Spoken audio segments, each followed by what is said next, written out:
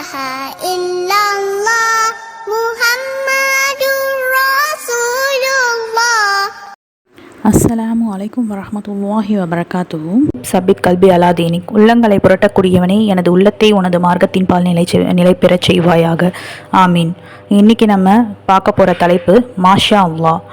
இதற்கு உதாரணமாக நம்ம எல்லாருமே எந்த ஒரு விஷயத்தை எடுத்துக்கிட்டாலும் நாங்கள் இதை செஞ்சுருவோம், நான் இதை முடிச்சிருவேன் அப்படின்னு சொல்லிட்டு நம்மளை கொண்டு ஒரு விஷயத்தை ஆரம்பிக்காமல் மாஷா அல்லாஹ், அதாவது அல்லாஹ் நாடியதை தவிர இதை என்னால் செய்ய முடியாது அப்படின்றத நம்ம சொல்லக்கூடியவங்களா இன்ஷா அல்லாஹ் நம்ம அனைவரையும் இருக்கணும். இதற்கு உதாரணமாக இப்போ நம்ம பார்க்கலாம் இன்ஷா அல்லாஹ்.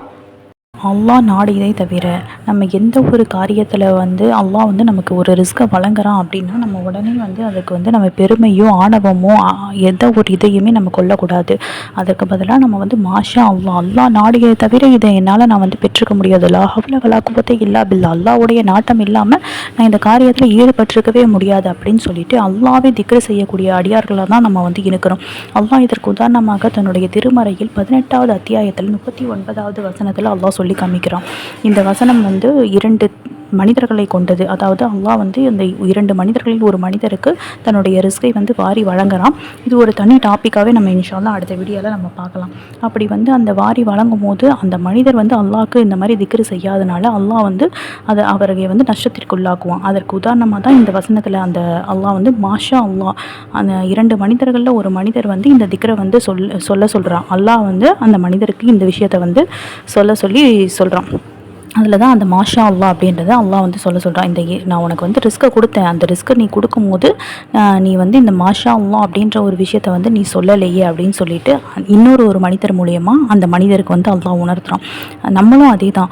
அல்லாஹ் நம்முடைய எந்த ஒரு விஷயத்தையும் அல்லாஹ் ரிஸ்க்கை கொடுக்குறான். நம்ம அல்லாஹ் கிட்ட துவா செய்கிறோம், அல்லாஹ் எனக்கு பரக்கத்தை கொடு, இந்த விஷயத்தில் எனக்கு ஒரு தீர்வை கொடு அப்படின்னு சொல்லிட்டு நம்ம எந்த ஒரு விஷயமா இருந்தாலும் சரி, அப்படி எந்த ஒரு விஷயத்துக்கும் அல்லாஹ் ஒரு நமக்கு கொடுக்குறான் அப்படின்னா நம்ம உடனே அதை என்னால் தான் நடந்துச்சு, அவங்களால தான் நடந்துச்சு அப்படின்னு சொல்லிட்டு நம்மளுக்குள்ளேயே நம்ம இதை சொல்லாமல் அல்லாஹ் நாடியதை தவிர அப்படின்ற ஒரு வார்த்தையை கண்டிப்பாக நம்ம சொல்லணும் அப்படின்னு சொல்லிட்டு அல்லாஹ்வே தன்னுடைய திருமறையில் நமக்கு சொல்லி காமிக்கிறான்.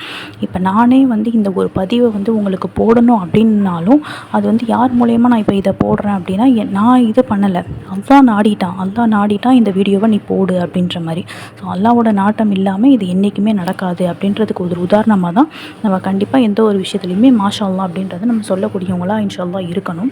அதே மாதிரி மாஷா அல்லாஹ் அப்படிங்கிறத நம்ம நமக்காக மட்டும்தான் நம்ம சொல்லணும். இப்போ நிறைய பேர் இப்போ ஒரு சகோதரியை பார்த்திங்கன்னா இப்போ ஒரு வீடு கட்டியிருக்காங்க அப்படின்னு சொன்ன உடனே நம்ம மாஷா அல்லாஹ் அப்படின்னு சொல்லிட்டு நம்ம சொல்கிறோம். ஆனால் அப்படி சொல்லக்கூடாது. மாஷா அல்லாஹ் அப்படின்ற ஒரு அர்த்தம் ஸோ பியூட்டிஃபுல், அழகாக இருக்குது அப்படின்னு சொல்கிறோம்.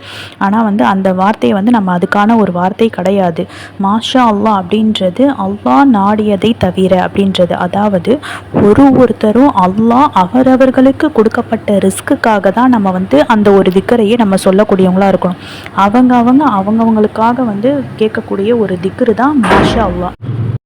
அல்லாஹ் அப்படிங்கிறத நம்ம நமக்காக மட்டும்தான் பயன்படுத்தணும். இன்னொருத்தங்களுடைய ரிஸ்க்குக்கு நம்ம மாஷா அல்லான்றதை சொல்லக்கூடாது அப்படின்றத நம்ம உணர்ந்துட்டோம். அப்போ நீங்கள் கேட்குறீங்களா, அந்த மாதிரி இப்போ ஒருத்தங்க நம்மக்கிட்ட சொல்கிறாங்க, நாங்கள் வீடு வாங்கியிருக்கோம்ப்பா, நான் கார் வாங்கியிருக்கேன்ப்பா அப்படின்னு சொல்லும்போது என்ன சொல்லணும் அப்படின்னு நீங்கள் கேட்கும்போது என்னென்னா பாரக்கல்லாஹு லக்க பாரக்கல்லாஹு ஃபீஹிம் அப்படின்னு சொல்லிட்டு நம்ம சொல்லணும். அதாவது அல்லாஹ் உங்களுக்கு பரக்கத் செய்யட்டும், அந்த ஒரு விஷயத்தில் உங்களுக்கு அல்லாஹ் பரக்கத் செய்யட்டும் அப்படின்னு சொல்லணும். இன்னும் அந்த மாதிரி தான் துவா செய்யணுமே தவிர அவங்களுடைய ரிஸ்க்கை பார்த்து நம்ம என்றைக்கும் மாஷா அல்லாஹ் அப்படின்னு சொல்லிட்டு நம்ம சொல்லக்கூடாது. மாஷா அல்லாஹ் அப்படின்றது நம்முடைய இயலாமையை உணர்ந்து அல்லாஹ்வுடைய வல்லமையை உணர்ந்து தான் நம்மளுடைய ரிஸ்க்காக நம்ம மாஷா அல்லாஹ் சொல்லணும். அதே மாதிரி கூட லா ஹவ்ல வலா குவத்த இல்லா பில்லா அப்படின்ற ஒரு திக்கரையும் சேர்த்து நம்ம சொல்லக்கூடியவங்களா இருக்கணும்.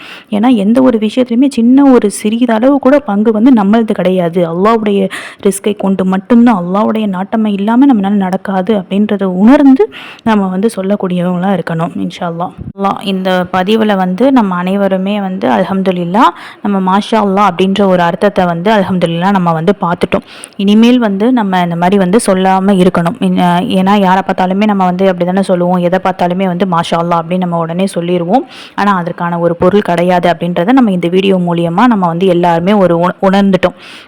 அதனால் இன்ஷா அல்லாஹ் நம்ம அனைவருமே இனிமேல் இந்த தவறை வந்து நம்ம செய்யாமல் நம்முடைய ரிஸ்க்குக்காக மட்டும்தான் நம்ம வந்து மாஷா அல்லாஹ் அல்லாவை வந்து அல்லாஹ் நாடியே தவிர அப்படின்றத சொல்லக்கூடியவங்களாக இருக்கணும். அதே மாதிரி நம்ம வந்து போன வீடியோவில் வந்து இன்ஷா அல்லாஹ் அப்படின்ற ஒரு பதிவை வந்து நம்ம போட்டோம். இது ரெண்டுத்துக்குமே இன்ஷா அல்லாஹ் மாஷா அல்லாஹ் ரெண்டுத்தையுமே பார்த்தாலே உங்களுக்கு வந்து ஒரு பொருள் கொடுக்குற மாதிரி தான் இருக்கும்.